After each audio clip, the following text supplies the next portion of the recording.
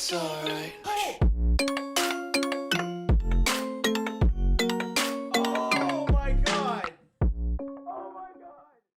Yo guys, what is up? Max on our Borderlands 3 video, and today I've got part 2 of the rarest items in Borderlands 3. You guys seem to really like the first part where we did top 5 of the rarest items with their specific calculated drop chances. So I hope you guys enjoyed this one. We've got 5 more items. Remember that these items, to be on this list, they need to be desirable, they need to be acquirable, and we're not talking about anointments because anointments can be rerolled. All of these things we're calculating based off their drop chances, both the drop chances from enemies and the item weights part list to calculate the chances of different parts dropping on all these things will be in the description if you guys want to check out those spreadsheets and have a look yourself. Hope you guys enjoy the video. Let's get right into it. Real quick before the video begins, just an honorable mention to 2 weapons that are technically some of the rarest pieces of gear, but they don't actually have a drop chance, so I can't really include them here. Both the earworm, which I have in front of me, is no longer acquirable. It was acquirable as part of an event, and you can no longer get this thing if you don't have it currently. And also the P2P networker, which I think was an SMG or a pistol. I don't have one. I've never gotten one. That was available in the Diamond Armory or the Diamond Loot Room when that first launched, and it was quickly removed, but players were still able to get their hands on it. These are 2 extremely rare items to have in the game, but because you can't actually collect them anymore, I can't really put a drop chance on them, but I did want to give a mention to them. All right, let's start with our number 5. All right, so coming in at a number 5 spot is a Super Shreddifier in Elemental with the double chain gun attachment. Now, I consider this to be a perfect Super Shreddifier. If you get a Shreddifier and it does not have the super prefix, the super means that it's going to have this double chain gun attachment, which is so much fun to use. You blow through ammo, but it's my preferred way of using the Super Shreddifier. If you do not have the super prefix, you do not get that double chain gun. You'll have something like a grenade launcher or maybe like a bipod, but double chain gun with super, and to get it in Elemental with ×2, which by the way is from Slaughter Shaft, which is not something fun to run through, so it's even rarer than in terms of like time to get it, but a 0.68%. This thing is really fun on Zane with ammo regen or Moze. Pretty hard to use on the other 2 characters unless you're rocking like Terror ammo regen, but that is our number 5 spot. Next up at our number 4 spot is one of the best grenades in the entire game and my favorite grenade to use on flak. It's amazing for a ton of different builds and is super unique because the bullets that it shoots, these Hunter Seekers, do gun damage and count for like flak's kill skills in terms of proccing them. It's overall a really good grenade, and the best prefix that you can get on this grenade and to get it elemental is the Mitosis Hunter Seeker. Your odds of getting a Mitosis Hunter Seeker from its drop source, which are the dragons from the Mother of Grogans, is a 0.165% chance when killing those dragons to get an elemental Mitosis Hunter Seeker.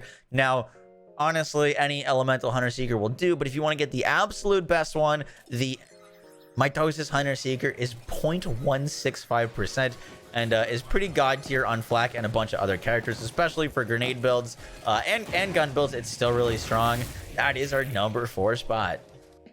At our number 3 spot is a purple Jacob's weapon, the Stagecoach with ×25 pellets. Now, this gun has fallen out of favor in terms of the flak meta a little bit, especially with buffs like the Hellwalker being so freaking good, but the Stagecoach for a long time was a very meta weapon for fadeaway flak due to the amount of pellets that it hits and how easy it is to cycle fadeaway. Now, a long time from it being like the meta weapon, it's still really strong, it's still incredible with fadeaway, and it is still extremely rare. I personally have never seen a ×25 Stagecoach like in the game. I've seen other pellet variations, but never ×25. Your chance of seeing a ×25 Stagecoach is 0.074% chance to get this thing, and while it's not necessary for fadeaway flak, it's still a really great option, so I wanted to include it on the list. All right, moving on to our number 2. Coming in at the number 2 spot is one of the strongest shields in the game, and when you can get this specific roll on it, it becomes even stronger, and that is the Infernal Wish with double amp roll on it. Now, the Infernal Wish is ridiculously strong because it's going to double the projectiles that you shoot when you fire it, or add a projectile to your shot. Sorry, not double.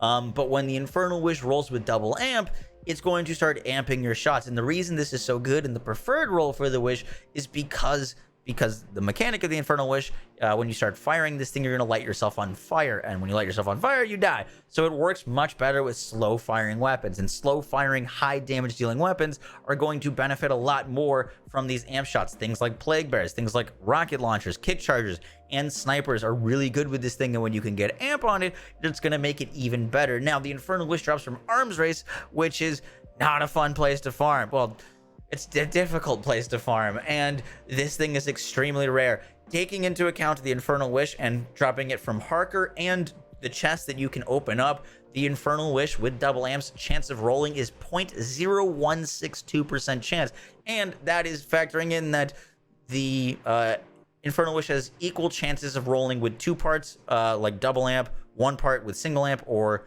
just absolutely nothing, because a lot of times it doesn't even roll with 2 little things on it. So taking into account that those are all equal, which I'm pretty sure they're not, your chances are 0.0162, making this one of the rarest items in the game, but also one of the strongest. And that leads us to number 1, which is extremely rare. The number 1 item is more rare than the number 1 item in last video, the cloning mining tracker, actually much more rare. So let's do that. And coming in at our number 1 rarest item, and I think this is the rarest item in Borderlands 3, at least from the calculations that we've done. It trumps everything in our prior video, the top 5 rarest items, the Vindicator gas call, the CMT, and all of you guys were commenting for this one on the last video, and it is here at the number 1 spot, the fabled one-shotter shield. Now, we're going to talk about the one-shotter shield today. There are other cool purple prefixes that you can get triple rolled on, such as like the kill switch, which is also very rare, but for the purpose of this video, we're going to be mentioning the one-shotter. Now, the reason purple amp is so good, and specifically we're going for a pangolin one-shotter shield because it's got better stats on it in terms of like recharge rate and delay.